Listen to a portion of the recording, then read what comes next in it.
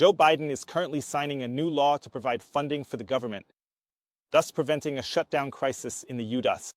This is really special because the last 2 times this happened shortly after the Bitcoin price skyrocketed. Now we're going to see if the Biden pump follows the Trump pump, because we have about 10 days left until this event takes effect.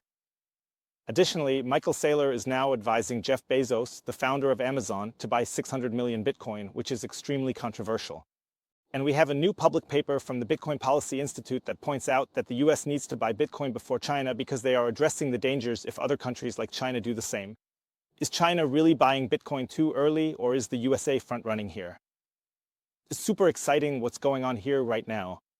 First, let's take a look at the US and what's going on with the debt crisis and why this could lead to rising Bitcoin prices. President Biden is signing the new government funding bill right here at home just a minute ago in Washington. This comes after Congress scrambled to pass the spending plan, the end of the political stalemate. It all started with a bipartisan deal to avoid a government shutdown, a plan that was derailed by President-elect Trump and billionaire Elon Musk, forcing lawmakers to go back to the drawing board.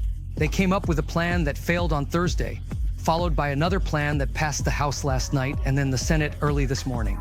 And last time this happened, a government shutdown was averted. There was heavy debt ceiling talk in the news like here, and like here, Bitcoin went crazy. What's important for you to take away is that the last 2 times this happened, in 2020 and 2023, when there were changes to the debt ceiling, Bitcoin's price shot up parabolically or at least surged significantly afterward. And what's really important to understand right now is that at this moment, there is no debt ceiling in place. And what's really important to understand right now is that at this moment, there is no debt ceiling. The debt ceiling would be reached in June, suspended in 2023. As it stands now, the debt ceiling will come back into effect on January 1st, 2025, and it will be based on the level at the time of the suspension in 2021, plus the spending that Biden and the Democrats have done since June. January 2025 will come back into effect, and it will be based on the level at the time of the suspension in 2021, plus the spending that Biden and the Democrats have done since June, made in 2023. This new debt ceiling is expected to come into force in June. It will be reached in 2025, if not sooner. And Joe Biden just signed the law that basically keeps the US from going bankrupt. I mean, the US isn't going bankrupt, but they just have to keep raising the debt ceiling, keep raising it, keep raising it. Now it was suspended, and Donald Trump even wanted to push through a demand that the debt ceiling be suspended forever, basically for life or indefinitely, not just suspended, but actually abolished. And if I understood this correctly, this law will come into effect on January 2nd. It will come into effect in about 10 days. But that doesn't mean that in 10 days, the Bitcoin price is going to completely skyrocket. This could mean that we have another catalyst for a Bitcoin bull run, if a Bitcoin bull run does happen, which many people are expecting. And that could actually fit pretty well into the cycles. But it could also just be that this has nothing to do with the debt ceiling, and Bitcoin has been rising simply because it coincidentally aligned with the debt ceiling changes, fitting nicely into the 4-year halving pattern. And then the debt ceiling changes perfectly matched up with the 4-year halving cycles. So the changes in the debt ceiling have always synced up with Bitcoin's 4-year rhythms. So it doesn't necessarily mean, that there's a causality. It could just be a correlation. But in the end, it's another sign that Bitcoin's price could break out upward in Q1 2025. The debt ceiling changes align with the 4-year halving cycles. The changes in the debt ceiling have always matched up with Bitcoin's 4-year rhythms. It doesn't mean causality, just correlation. It's another sign that Bitcoin's price could break out upward in Q1 2025. Then something else noteworthy happened. So it doesn't necessarily have to be a causality 1000. It could just be a correlation. But in the end, it's another sign that the Bitcoin price could break out upward in Q1 2025. And then something else very, very interesting happened. So here we see Michael Saylor calling on Jeff Bezos to invest 600 million in Bitcoin. If I understood this correctly, I would accuse Jeff Bezos of throwing a huge party with his wife, just blowing 600 million bucks. Jeff Bezos said, no, he's not just throwing that money around. It's all just a false report. And Michael Saylor then responded, saying that for 600 million, you could definitely buy a whole lot of Bitcoin. And it's exciting that Michael Saylor keeps nudging billionaires and saying, hey, come on, let's maybe buy Bitcoin. He also reached out to Elon Musk back then, and that led to Elon Musk buying Bitcoin after Michael Saylor got in touch with him. And it's really interesting that Michael Saylor is not just a great orange pillar for the average folks, but he also has solid connections with billionaires. And that's always a huge leverage point, for example. And it's interesting that Michael Saylor is not only an orange pillar with billionaire connections. Jeff Bezos buys Bitcoin for millions or billions. A new report was published by the Bitcoin Policy Institute in the US. Jeff Bezos buys Bitcoin for millions or billions. And then a new report was actually published by the Bitcoin Policy Institute in the U.S. And you can see from this that the new Trump administration is really getting ready for the Bitcoin reserve. Also from the Bitcoin community, because this report discusses how Bitcoin could be viewed as a strategic tool in the context of geopolitical tensions, especially the competition between the US and China. It seems that the report was being prepared for Scott Bessent, the designated Secretary of the Treasury. It was written by Matthew Pines, a chief strategist at the Bitcoin Policy Institute. So you can see here that this report is clearly directed at the Treasury Department. Here, you can clearly see that the blueprint is already being laid out. We're already seeing all the bills for the Bitcoin strategy reserves and stuff, both at the federal level and the state level, depending on how you want to look at it. They already have all of that in the U.S. And theoretically, Trump just needs to sign the stuff now. Here, the Secretary of the Treasury would need to sign off on all the drafts. The complete blueprint is all laid out on the table. And now, what's missing is the full commitment. He would just need to sign it. There's even an executive order ready for Donald Trump, so he could sign an executive order on his very first day to really push Bitcoin forward in the U.S. And now take a look. I found an interesting take on the 21st channel from someone who explains Bitcoin perfectly. I found another interesting take on the channel from someone who explains Bitcoin perfectly. Or not perfectly, but at least explained in a very, very interesting way. What's it about? So maybe if you had money, like if you were to inherit, would you put part of it into Bitcoin or? Yeah, I just go all in like a big roulette gamble and then I do it. It's like Russian roulette. Yeah, for sure, exactly. Okay, well, at least, why Bitcoin?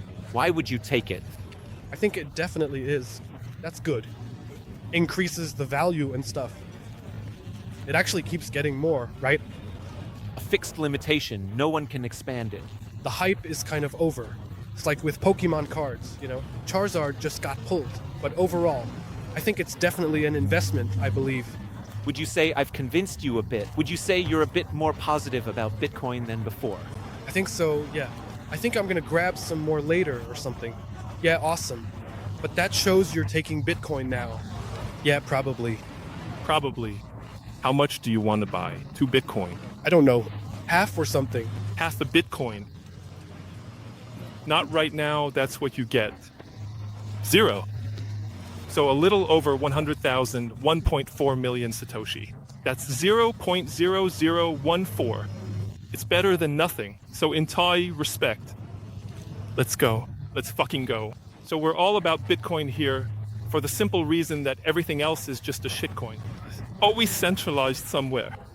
One more time for the camera. No shitcoins. No shitcoins. What was really interesting here is that the clue rack has already been played out.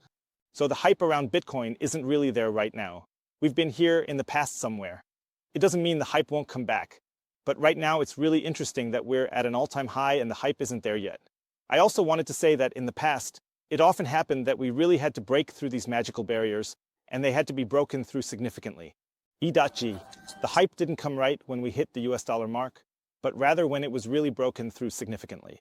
Where it was that could be similar. That it's the case now when Bitcoin really hits 110 or so. But on the other hand, I've also seen the same thing, that the hype will come when Bitcoin hits that point. It's still not here. People believe Bitcoin will take off, but no hype yet, indicating retail investors absent. This isn't necessarily bad, as it suggests room for growth. Retail interest is emerging, shown by street surveys. But that doesn't have to be a bad thing, because it means we still have a lot of room to grow. And this is even reaching retail, as you can see from the street survey here. And I want to leave you with a very, very important observation as we wrap up.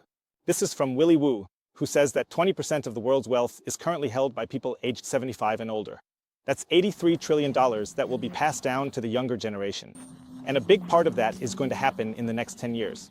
What assets will the younger generations invest in? What's your take? Do you think the younger folks who will inherit all this wealth that's being passed down to the next generation, will they put it into stocks, real estate, gold, silver, or will they pump it into Bitcoin? What is your assessment? Do you think the younger generation who will inherit all this wealth that's being passed down will invest it in stocks, real estate, gold, silver, or will they pump it into Bitcoin? In my opinion, it's pretty clear that Bitcoin is the asset that's likely to see the biggest influx of this new capital. In my opinion, Bitcoin will definitely capture a lot of capital from this new wealth transfer. If you still want to buy Bitcoin, I'll put a link down below for you to get to Bitcoin. It's really the easiest way to buy Bitcoin in Europe. Plus, with the code Bitcoin Hotel, you can get up to 20% off the fees when you buy Bitcoin. It's really the easiest way to buy Bitcoin in Europe. Here, with the code Bitcoin Hotel, you can also get up to 20% off the fees when buying Bitcoin. Check out our shop too. We've got some really cool flower of life designs, plus a bunch of other awesome stuff. For example, hardware wallets, there are backup solutions, and there's just a ton of stuff related to Bitcoin. Just check out the Bitcoin hotel shop down below. Everything is linked down below in the YouTube channel. Okay, folks, we're here in El Salvador. There's a really wild Bitcoin party going on here, so we're about to set off the fireworks now. Is it dangerous? A little bit. A little bit, okay, I'm keeping my distance. Let's freaking go. Bitcoin is at an all-time high now. Are you all ready? Now the party's getting started.